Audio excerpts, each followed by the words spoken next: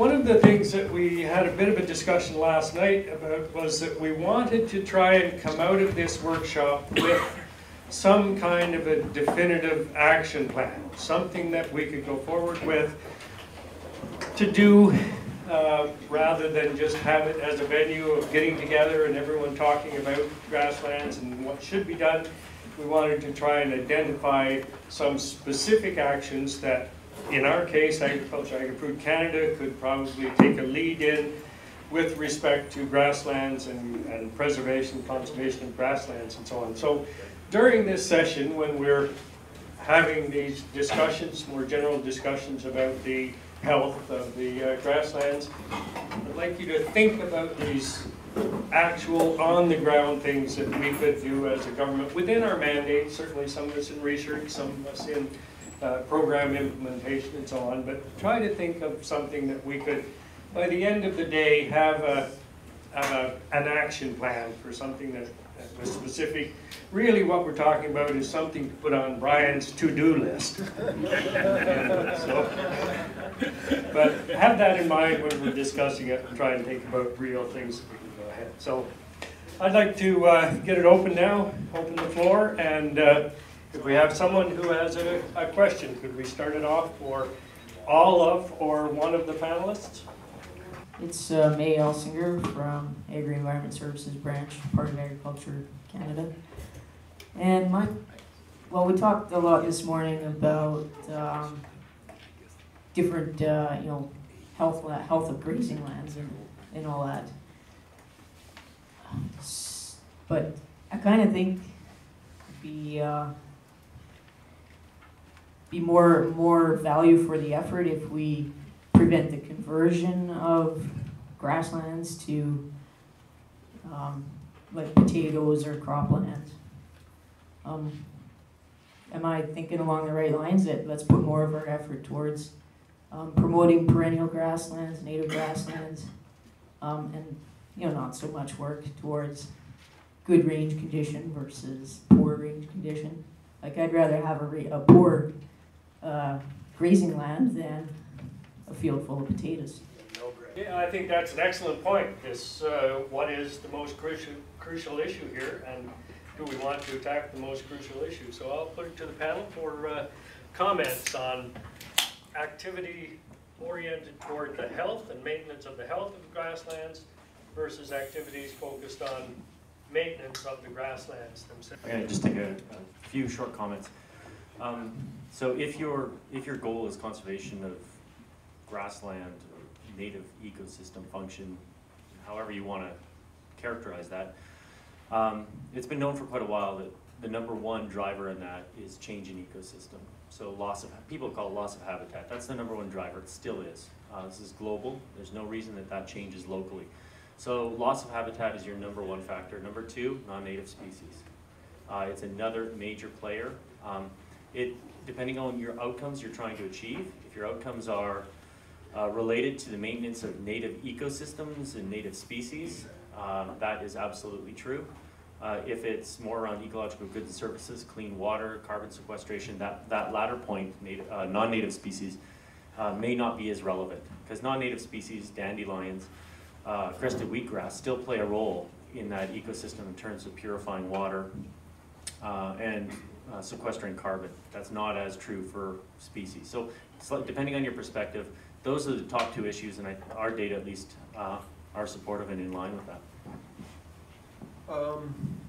Just a couple comments. I totally agree with that statement. We kind of follow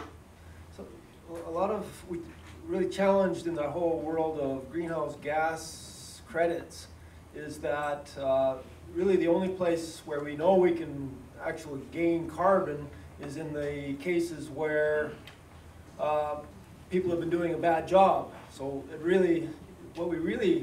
what I think we really want to do is sort of be rewarding the people who continue to do a good job. And so that really becomes a conundrum, because on the other side, on the environmental side, people get, as soon as you say, well, I'm giving you $10 for that ton of carbon, I want to really know that it's being fixed from the atmosphere. And we can't do that if he's continuing to do a good job.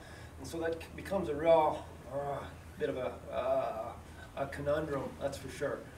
That's maybe my addition to that.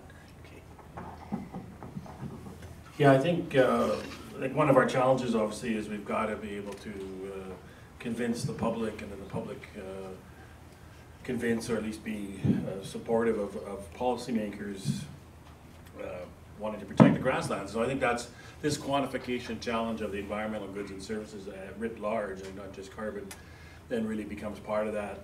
If we can clearly demonstrate and show the public these real values, and then hopefully whatever policies need to be put in place, or even just social pressure to keep our grassland there is probably going to be more effective. But sort of these hand-waving qualitative arguments about biodiversity and water quality, I mean, we can do that again and again and again. I think we got to start trying to really concentrate, can we put real numbers and value to these, even as uncertain as it might be, to move that argument forward. I mean, the other thing we could do is we could put a carbon tax in. Of course, government, you didn't hear me say that as a federal employee. But of course, then you could simply charge someone for the carbon emissions if they broke the grasslands. That would solve your problem right now, but it's probably not, at least currently, a viable policy option. I think Brian's comments about the carbon, that's one thing that is feasible that we can see as being a way to bring environmental goods and services into the economic realm. But I think biodiversity is a whole different kettle of fish in that sense. And I just wonder whether anyone, Jim or anyone in the audience, has experience or knowledge about how to price, how to establish a social value for biodiversity. Is there anything going on? Anybody have any comments about that?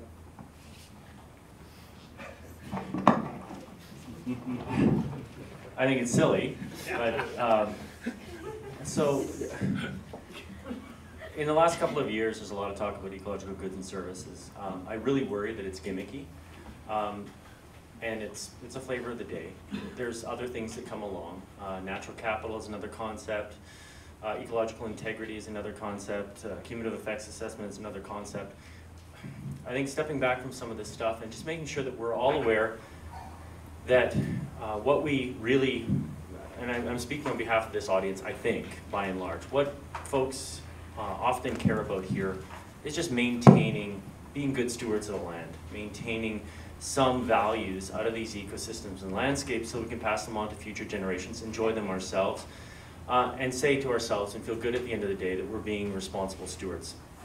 Ecological goods and services as a concept in itself is one way to reach out to a larger public and an audience. It's only one way. You get into the science and it's hellishly challenging. But I think going down the track of trying to equate dollar for dollar and trying to sell on that venue is I think you're gonna lose. I think you're gonna come out losing. I think it's a silly thing to try and pursue.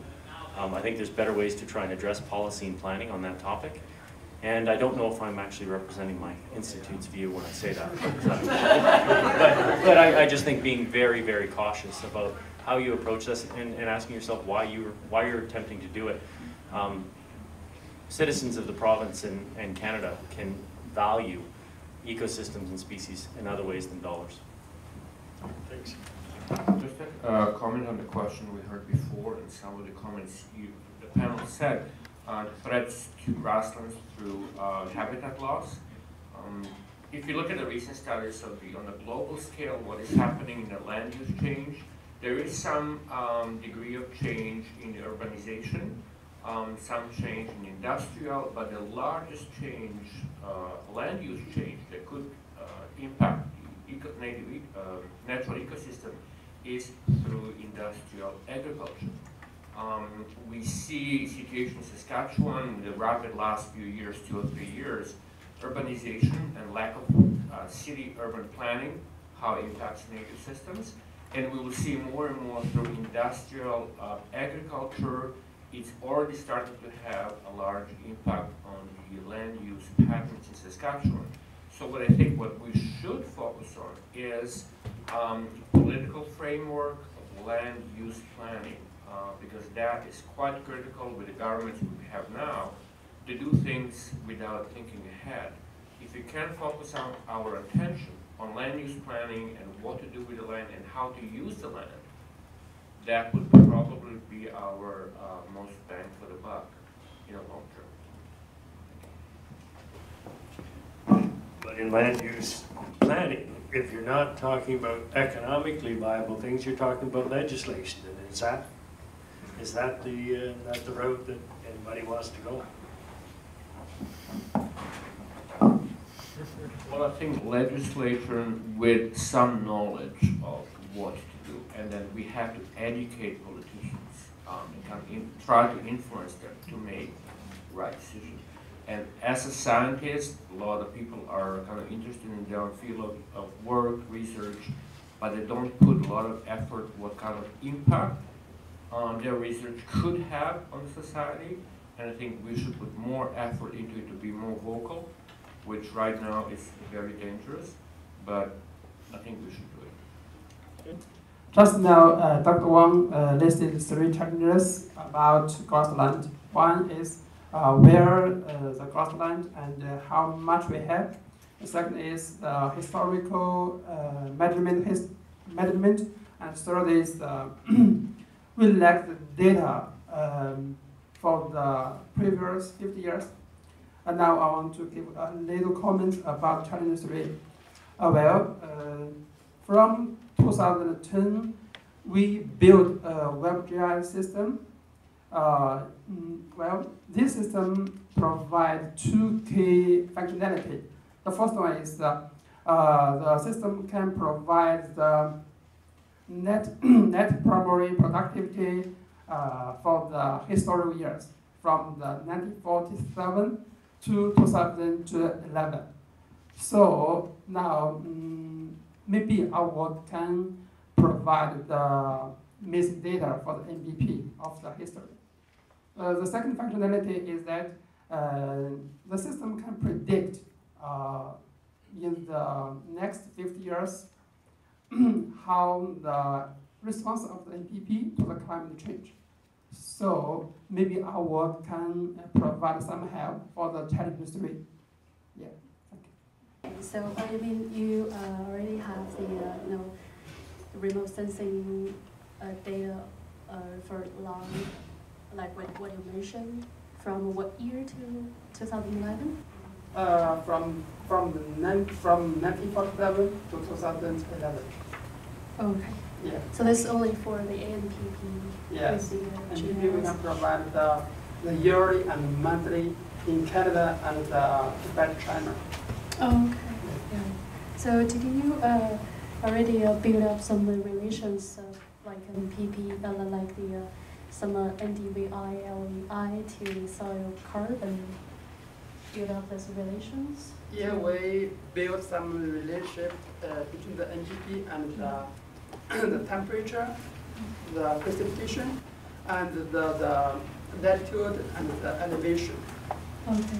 Are there many affections of the temperature or the precipitation affecting its relations? Well, I don't know. In Canada, temperature can correlate with the MPP about 37, and the precipitation is low down about 15%. I don't know. The elevation, no, sorry. The latitude is a significant role for contributing the MPP. Yeah. The research team, our research team, provide a poster about the results in Canada and Tibet, so we can discuss more. Just thinking about the point of valuing biodiversity, and I think we do have to get into the economic realm there. I think relying on government regulation there are limits to that, and so on. And one thing I've seen a little bit about is some big companies are trying to measure their biodiversity footprint. And I've read business publications where people are calling biodiversity the new carbon. In terms of measuring the footprint of a company's activities. And I guess from the company point of view, it's a marketing tool. You know, if there's some sort of system for quantifying biodiversity impact, it'd be like the carbon footprint of a company, and they could market that. So, you know, I'm kind of uncomfortable with the whole thing. Just like Jim was saying, it's hard to justify scientifically in some cases. You know how you make these dollar equivalents and so on. But you know, I think if we're going to have an impact on policy, we got to get into the dollars and cents somehow, even if we're not really comfortable with the science. So. Thank you. I don't agree. I mean, you have to value it. I just wouldn't put dollar signs behind it. There are other ways to value it and raise public consciousness and do things like equivalency and trade-offs, even in markets. There are dollars being exchanged. But from an industry point of view, it's equivalency. That's typically what they would view. If I'm going to build a mine and it's going to be 50 hectares in size, you've got to have an equivalent offset under that framework. Dollars change hands. It could go to lowest bidder, or there's a whole bunch of ways to build that. But you don't have to try and sell biodiversity as a dollar sign in doing those kind of things. So that's, I think you have to value it. I would be cautious and very aware of what the consequences might be if you put dollar signs behind it. So education and promotion may be a bigger part of it to get the public on side. I have a question at the back. Yeah, I'm Fawn Jackson, and I'm with the Canadian Cattlemen's Association. And my question is, how do we ensure that carbon remains a part of the grassland and livestock story without dominating policy decisions or consumer decisions? And I say this because I think that perhaps one of the best ways to protect our grasslands is to ensure that range-fed industries are dynamic and vibrant. And also very concerned that with life cycle analysis, that if we focus on the greenhouse gases, what we're really focusing on is the part of the cattle's life at the pasture, is because that's been shown to be the part that produces the most greenhouse gases. And so will we see an intensification of these industries, and what sort of impact does that have? And so how do we ensure that carbon stays a part of the story but certainly doesn't dominate these discussions? Thanks, that was a good question. Yeah, I think if we look at, and Jeff mentioned too about different companies having sustainability measures that they want to include. Like if you look at those companies, they're always clear that they don't want to be comprehensive, and they do want to include other aspects of their social responsibility, so biodiversity, social impact, as well as different environmental indicators, and of which greenhouse gases is only one. So I think that's comes back again a little bit to at least quantify these benefits, whether we put a dollar value on it, but making sure that we get that we work with these industries, or with these companies, mostly I guess multinationals, to get a suite of environmental metrics and sustainability metrics that do what you say, that don't just put the focus entirely on greenhouse gases, because obviously that is only one part of the environmental sustainability, and maybe not necessarily the most important part. So I think that's something we need to do is consider greenhouse gases only part of the larger picture.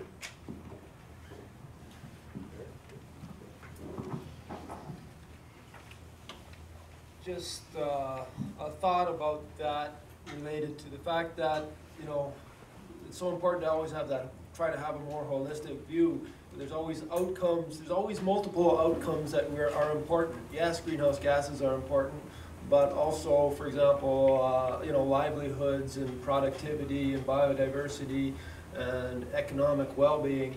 And so often, you know, we just do one, and as soon as we do that, and it's like, you know, being really concerned about being, you know, taking care of one part of your body really well, and then letting another part just fall to crap, and it you never notice it until you're sick and in the hospital. The same thing goes with a lot of our society. We say, you know, all we want to do is this, and as soon as we do that, oh, all of a sudden we've lost a whole bunch of other things that were important, but we weren't thinking about it because things were going all right at the time. I find it interesting, this carrot or stick approach. You asked the question about legislation. I mean, I don't know very little about this, but it seems to me natural resources are a classic area where there's a lot of externalities. They're just not, there's a lot of, whether it's carbon, there are environmental impacts that are not valued. And at the end of the day, can you endogenize them into the marketplace? Is that the best way to go, or is it just no, you can't do this, or there are limits on what you can do? I'm just wondering if there's any countries out there that is there any evidential research that's been done to say, well, there's a carrot approach or there's a stick approach, and which one is inducing better behavior, or is anybody out there doing that, or just like your comments? Yeah, I mean, I'll provide a bit of a context response. I mean, the simple answer is going to be both. Government has a major role to play in any of this, and in particular in facilitating the creation and operation of markets. I think industries typically, once initiatives are got up and running, industries typically want government hands out of the way. That's what I've heard, that's what I understand to be. Australia, I think, in particular in the government side, government of Alberta side of things, has had a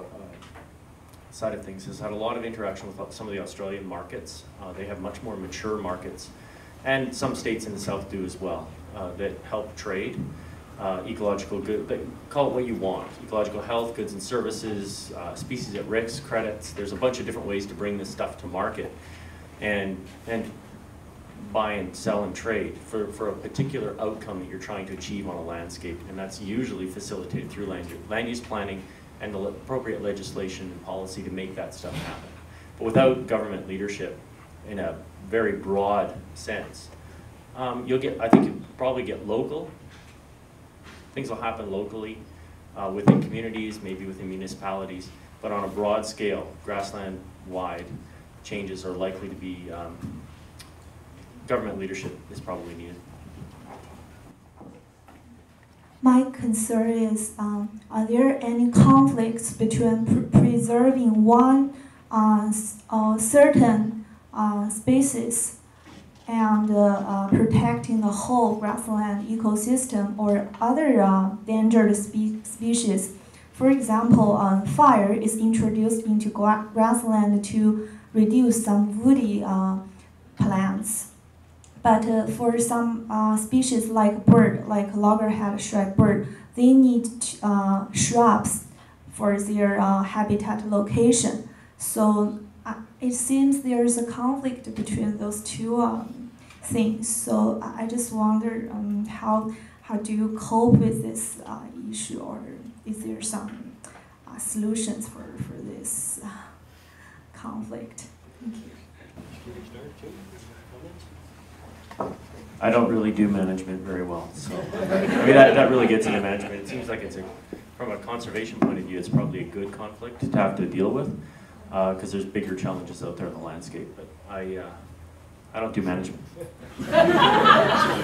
Scary stuff.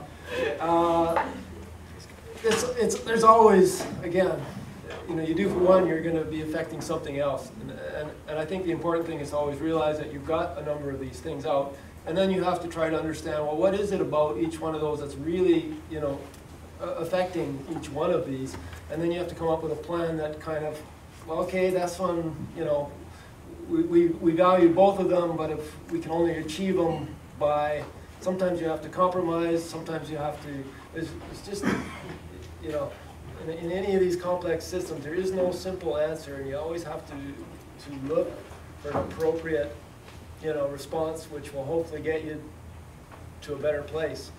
And it's a journey, not an answer. I think the ecosystem is really complicated, so that depends on what kind of angle we are going to focus on. Just like, I don't know the terminology is right or not, it's like a black box. So sometimes we are focused on the things happen in the box, but sometimes we only focus on what gets in and out. So that depends on what kind of angle you're going to focus on. Yeah, I think we're in the world of priorities, and priorities is about politics, not about science. And I think this is really where we keep coming back to. We can't solve this problem or these trade-offs. Science alone will never help us. We can study it forever. At some point, it comes down to priorities. That's politics, and so it's again this broader social conversation that we need to have. And society may make the wrong choice, but choices will have to be made and priorities will have to be set. And right now, a lot of those priorities are being set entirely on economic development that is not considering any of these ecological values very highly. So I think it's it's important we recognize that. There's politics is going to be involved in this. Okay. Question? Hi, Peggy Strangman, consultant. Someone made the point of paying for good practices. And our policy in the past in Canadian agriculture seems to be that we always put systems and programs in place to bring the bottom up to the middle, and we never ever actually pay. We don't pay for early innovation, we don't pay for good practices. Does anybody know of any work that's been done anywhere where that actually was a practice? That a program was put in place to pay for the good practices, and that encourages the bottom to come up? I could think of just maybe one example, because I was involved with it, was that whole area of the Alberta offset system with regard to the tillage protocol, and one of the specific things we wanted to try to do there was to have the pool of money comes from new adopters, but the money went to all the old adopters as well, so it diluted the payment to everyone, but it specifically had an intent of trying to make sure we're paying for the good practice of no tillage in that case for the multiple benefits.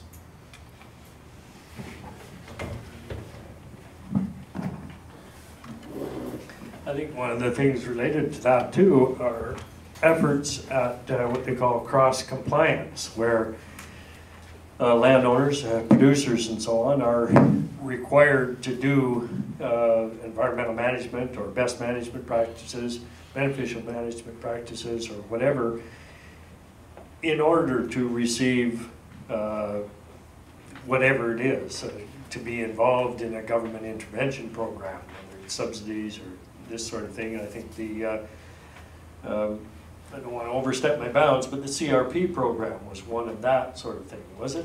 Was it not? And maybe we could get a comment from the US. I know the UK also had very strong cross-compliant regulations about farmers' environmental practices in return for government support for programs or anything that they get from the government. So that's one thing that I know of. Would you care to comment? Well, our CRP program was probably one of the largest land use change programs in the history of the world. In our state, 25% of our lands were converted to CRP, to give you an idea of how dramatic it was. But some of the people in the States were able to retire off of what they were making off their CRP and loved the program. It was a very popular program and continues to be so. But you're right, they can't use the land for anything except basically they have to plant it to usually a native grass mix, and then they have to burn it every so often. They can't cut it for their livestock or use it in any way unless there's a drought year or bad year. So there's a lot of restrictions on it. But a lot of those lands now are coming back out because the price of the soybean and all that is going up, so those marginal lands are going to be converted back to croplands. Question back? PhD student here at the university. Given the importance of large tracts of native prairie, can government agencies prioritize private or public parcels for conservation? And if so, how can PFRA pastures that are massive and private lands, so given that private producers manage the vast majority of grasslands as well, how can those two places be recognized for their contribution to native prairie conservation? And how can this prioritizing of large tracts of native prairie happen when the agencies responsible for biodiversity that require these large tracts may or may not have the tools and resources to do so? So that's a lot in one question. Just some important issues I thought we could bring up. She used the word biodiversity, so she used the word prioritizing and landscapes. Talking about Marksand in South Saskatchewan, something like that.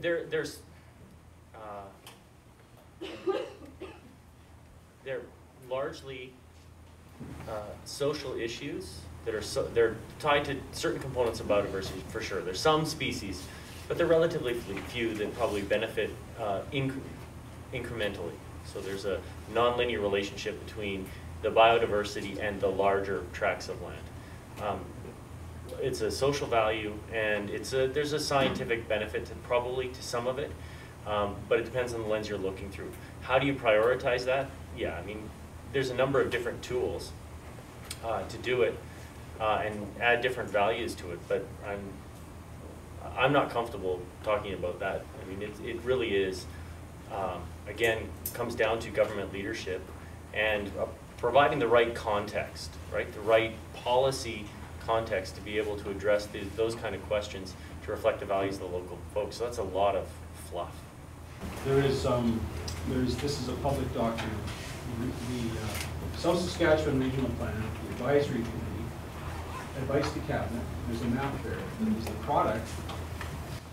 It's a product of some very high-powered GIS work with folks reflecting their values using a system called Marksand, and essentially looking at valued landscapes. So there is a map there that shows a conservation network, and if the cabinet accepts that, that will be the government's, that network of land will be their conservation target for that planning area. We also have a new program in Alberta called the Land Stewardship Grants Program, where we're taking money from land sales and we're using it to support easements that land trusts will be working with ranchers and that sort of thing. So that is an example. Yeah. Brenda Dale from the Canadian Wildlife Service. I actually did have a question for the panel, but before I got to ask that, CRP came up. And I just wanted to make the point that, and I am looking at some narrow aspect of birds, but I've made a comparison of the permanent cover program here in Canada, where the landowner is allowed to use the cover for either grazing or haying, and the CRP program in the US. And the birds that are native to the North American Great Plains are helped a lot more by the permanent cover program, where the cover is utilized, and therefore the structure is better for birds that belong here, as opposed to where you don't use it. You get a lot of what I would call tallgrass species or even marsh species that are using it. So as well as the social benefits of being able to still use it for the landowner, there's biodiversity benefits to actually utilizing it. So I wouldn't want to use that as an example of something where there were good things associated with being paid to do that. But anyway, my original question for the panel was going to be, a lot of the examples that were shown in the two talks about carbon and grazing seem to be ones where they were comparing heavily grazed to not grazed at all. And it concerns me a little that we don't have a lot of not grazed at all, and if we're going to be trying to determine how much carbon is being sequestered, we should have a lot more comparisons of various intensities of grazing or range health, instead of looking at it to ungrazed. That was my original. Yes, I would agree that that would be far better. But again, it's a lot harder to do. It's a lot easier just to say none versus something else is doable, and so we've done it, and we've got a lot of those. That's part of, we do what we can rather than what would be best done. There are some out there, but mostly that's the reason why they're out there. Perhaps, you know, the hope maybe is that, you know, maybe that ungrazed isn't really what we should have, but maybe it's not really all that different from, well, from light grazed. I mean, that's kind of what our hope is. And so if it's not that different, then we can use that as the comparison of those effects within the different places. But I'm not, you know, well, you know, I'm not so sure we can do that yet. Right? You wanna Yeah, I think as Eric says, it's really about the cost. It costs a lot to do the different grazing intensities versus just fencing off an area and keeping it there. That's why you have the. But one thing we do have with those exclosures is we do have the cases of some of them 70, 80 years, you know, so that helps us understand something about the long-term dynamics. But I agree, yeah, we need more studies, need more research money. You know, you ask a researcher, the end conclusion is always the same, just give us more money, so.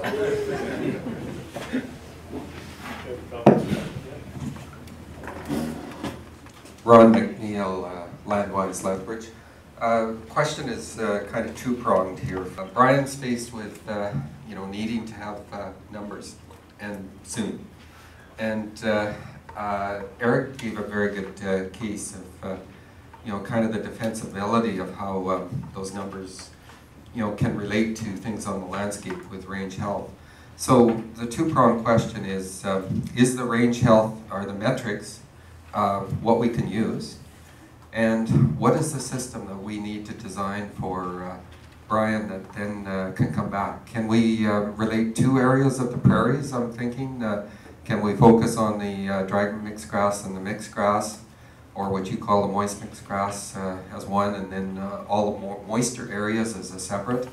And then what cropping systems, what native do we characterize? We need to have as few canisters as possible so that it doesn't get too complex here. So that's my question, the two questions that I've got, the defensibility of the range health as a measurement system down the road, and then trying to canister approach that is something that we use. Well, I think you've well identified the problem is that we need a practical system. So, you know, dividing up and trying to some way of categorizing our different grasslands is really a starting point. I guess if I had one thing I'd love to see come out of this meeting would be a committee or something that would we could get they would help AFC in this case find that system that would work for again, because of the definitions, as I pointed out in my talk, you know, kind of right, our immediate is sort of the dry and moist mixed grass prairie. But, you know, as I say, that doesn't solve, that's our immediate focus. That's probably the immediate 12-month kind of goal. It would be great to have that, and then we could test drive that system, you know, and see, does it work? Can we implement it? Does it make sense in terms of its observation and so forth? And then hopefully, but the thing is, we don't want to define the system only for that purpose, right? I mean, it would be kind of a foolish thing to do. So we want to make sure that that system, as we test drive it, but then try it maybe out for other purposes. This relationship between range health and carbon, that we need to make that relationship. I guess that's the other aspect, I guess, of that. However we categorize our systems, they somehow have to be meaningful, or at least we have to have a way of getting the data or estimates of how those different categories affect carbon, and range health may be one way of doing that. We need to make that relationship. I mean, we're not gonna. I mean, I think that, again, I mean, I think we got to be really careful here. We've got this problem. We've got multi-objectives, and we want to create a system that, or ideally, we'd like to create a system that at least there be consistency among how all these definitions are done, so that we don't want to reinvent the wheel. We don't want to create a new measure of rangeline condition purposely just for greenhouse gases. I think we better to crosswalk from the existing rangeline health. You know, we may change how we interpret some of those things, perhaps, if we had more data. But I don't think we don't want to reinvent a whole new system. That's for sure.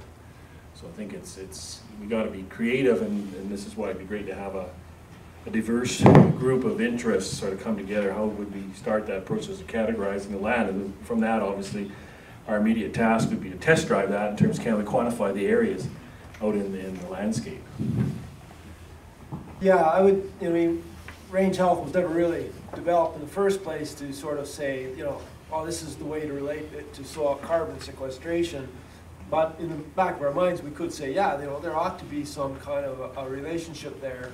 So, whether that's the one or whether we got to grab something else that's with it, perhaps some kind of remotely sensed that measurement that we could also perhaps, I'm not sure, maybe that would be better. But at the end of the day, you just need something that you can go really broad with. And if you can get a lot of measurements and numbers, even though there's a lot of scatter about it, if you can get a lot of numbers, you can still be pretty confident, even if there is a large uncertainty around each one of those. So that's why something that's really simple, that's what I like about the range health assessment, is that in a sense it's a very simplified system that we can generally use. But it may not, I'm not sure, maybe that's, there might be another one related to it, but it would have to be something like that. Simple, broad scale, one that you can get a lot of numbers on in a hurry.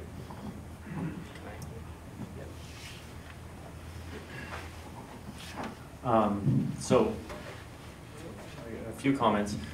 Number one, I would be very skeptical about recreating new when there's something existing and pretty well proven. So, range health assessment, although it wasn't originally developed for that, I think it would probably make good sense to try and do some crosswalks, to try and figure out if there is a consistent pattern in relationship between the numbers that you're pulling back out of the range health assessment and your target variable, in this case carbon. That's research. I mean, that's just a whole bunch of research. It sounds like you're already initiating that, but that's, I'm guessing, 3 to 5 years to develop that effectively in a way that you're comfortable that it will or will not work.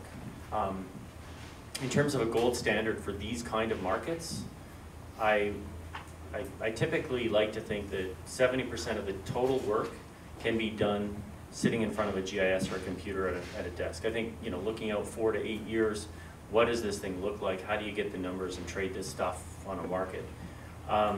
If you can do most of that stuff using remotely sensed GIS, satellite imagery, that kind of stuff, and then put boots in the field if you have to, that the markets typically won't bear. This is overhead, right? This is noise in the system to help trade this stuff. Markets don't want to bear a lot of cost associated with putting 1, 2, 3 field crew members in to take a whole bunch of samples and send them to a lab and get them. That's not going to happen. So putting, half day worth of work into this stuff to get some kind of assessment or confirmation of what you learned sitting at a desk. This is an operational market. I think that's kind of the standard that you'd want to be shooting for, and Australia has a lot of experience in this area. I would say they're absolutely leading the world in these kind of initiatives, maybe not exactly carbon, but in these kind of initiatives, and something to look to them to figure out what's working for them, what hasn't. I think more importantly, what hasn't worked for them over the last 6 years. I think that they've been at this. Okay, thank you. We'll wrap up with one final comment question before lunch. My name's Rob Wright, and I work for the Saskatchewan Park Service. And science and knowledge accumulate slowly, but politics go fast. And so right now we've got a situation, as everybody's aware of, and the discussions are occurring as we meet about the divestment of PFRA pastures to the province of Saskatchewan, principally, a little bit to Manitoba, and almost nothing to Alberta. So there's a lot of knowledge from Alberta that can be used to bear on that question. But I guess my question is, can this meeting come up with a way to take the ideas about carbon and biodiversity and range health and focus them on this question of the reversion of those lands to Saskatchewan and Manitoba and their potential, well, not potential, very real transfer to the private sector in large or in small, depending on what happens politically. Can this information be brought to bear rapidly, maybe through a working group, to address that question? Because The committees are meeting and they're making decisions right now. And I know, because I'm involved in that the biodiversity issues and carbon issues are not in any way being addressed by Agriculture Canada or Saskatchewan Agriculture. That's just a fact of the matter. Now, it's not that they can't be addressed, it's just that they're not being addressed. So I just throw that out to the panel and ask, would it be possible to get some people together to you know, assemble some expertise and some ideas on how to look at the alternatives and options and what they mean for carbon, biodiversity, range health, social values, etc. Yeah, if my institute spends millions of dollars a year doing biodiversity monitoring across the entire province. We may as well not exist if we're not being used to support these kind of initiatives. And it's not just this one, it's land use planning, policy, regulation. That's what we are in the business of supporting and making informed, so it's just open informed trade-offs. That's what you're making. It's a trade-off and you've got a few choices in front of you. Making sure that you have full knowledge of what those trade-offs are and making the informed choice. That's the best you can hope for. Our institute is in the business of helping support that. So absolutely, I think it can be done. I'm guessing over the next number of years, it will become an increasing part of how these decisions are big major decisions are being made. Because in the past, and as you indicate in this example, of which I know nothing about, biodiversity and environmental values are usually marginalized in that decision-making process. That's the pattern. Brian, senior advisor.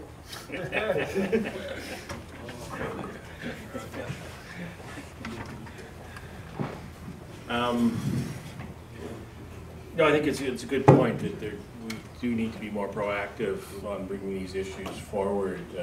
You say in the push of politics that can be lost to the more critical, you know, tenure issues and so forth. But I mean, I guess on the carbon side, I mean, we could probably very quickly do back in the envelope and just say, here's what you're looking at in terms of carbon. That would actually be, well, it'd be a little bit of GIS work, but I mean, we could probably do that quite quickly and say, here's what is at risk. And that is actually, you know, something, could be an action, I'd say that'll be an action item. Daryl. That'll be an action item coming from this, because we could certainly do that. I think that would be very useful, and then maybe put that, because that would put some context, because the numbers would be quite frighteningly large if it was certainly all, or a significant portion of it was converted to cropland. That certainly, given the current price for a lot of for canola and so forth, that certainly would be one pressure on some of that land. Because a lot of it was at one time cultivated. That's why it's in community pastures now. So it's not all impossible to be farmed.